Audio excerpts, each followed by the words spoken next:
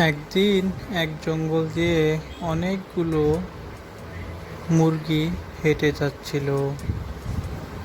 এই মুরগিগুলো এক রাখালের ছিল। সে এই মুরগিগুলো ছেড়ে রেখে দিয়েছিল।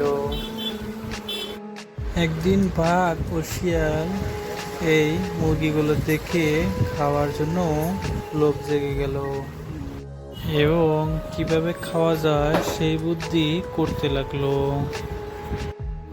তারপর রমেশের যতগুলো কুকরা ছিল তার ভিতর একটা মোরগ ছিল। সেই মোরগটি জানতো যে তাদেরকে শিয়াল ও বাঘ খাওয়ার জন্য বুদ্ধি করছে। তো সেই মোরগটি শিয়াল ও বাঘের প্ল্যানের কথা সবাইকে বলে দেয়, আর বলে দেয় তারা যেন আর জঙ্গলে না যায়, গেলেই কিন্তু তাদেরকে ধরে খেয়ে ফেলবে।